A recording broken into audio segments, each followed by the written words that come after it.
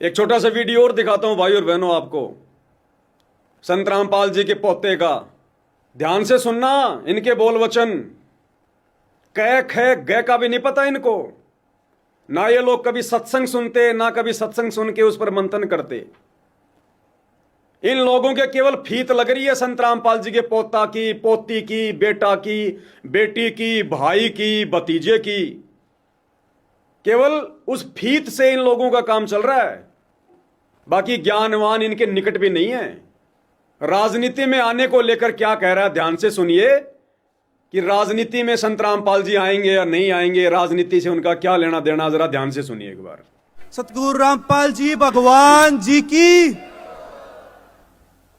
बहुत लोगों के मन में ये एक शंका भी है कि संत रामपाल जी महाराज जी यह मदद राजनीति में आने के लिए कर रहे हैं।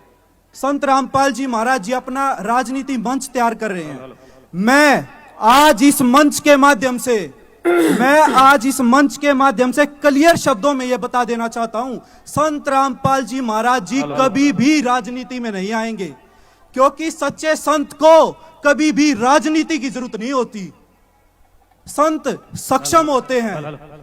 संत रामपाल जी महाराज जी निस्वार्थ भाव से सेवा करते हैं। बहुत सारे लोग कहते हैं संत रामपाल जी राजनीति में आने के लिए सब कुछ कर रहे हैं, तो कह रहा कि सच्चे संत का राजनीति से कोई लेना देना नहीं है, संत रामपाल जी कभी राजनीति में नहीं आएंगे। आज मैं इस मंच के माध्यम से यह साबित कर रहा हूं। अब इस भाई से जरा पूछो, अगर संत रामपाल जी का राजनीति से कोई लेना देना नहीं है, सच्चे संत कभी राजनीति नहीं करते, तो इस विनीत दास से पूछो कि तेरे बाप मनोज दास ने और तेरे ताऊ वीरेंद्र ने, जो संत रामपाल जी के दोनों लड़के हैं, 2019 में कांग्रेस सरकार का समर्थन क्यों किया? क्यों भोली भाड़ी संगत से करवाया? 2019 में हरियाणा में भूपेंद्र सिंह हुड्डा का समर्थन क्यों करवाया? संत रामपाल जी का नाम लेकर, हिसार जेल से उनका आदेश बताकर, जो भूपेंद्र सिंह हुड्डा 2006 के करोथा कांड का मुख्य अपराधी है। अगर संत रामपाल जी का राजनीति से लेना देना नहीं है, तो 2019 में कांग्रेस का समर्थन किस हरामखोर व्यक्ति ने संत रामपाल जी का नाम लेकर करवाया? वो हरामखोर तुम ही हो।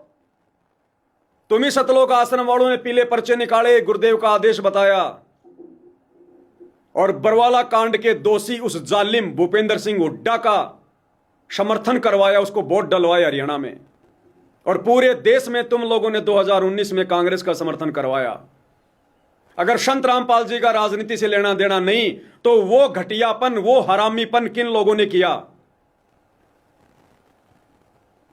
और यदि वास्तव में संत रामपाल जी का राजनीति से कोई लेना देना नहीं है, तो वर्तमान 2024 के लोकसभा चुनाव में संत रामपाल जी का नाम लेकर बीजेपी सरकार का समर्थन किसने करवाया?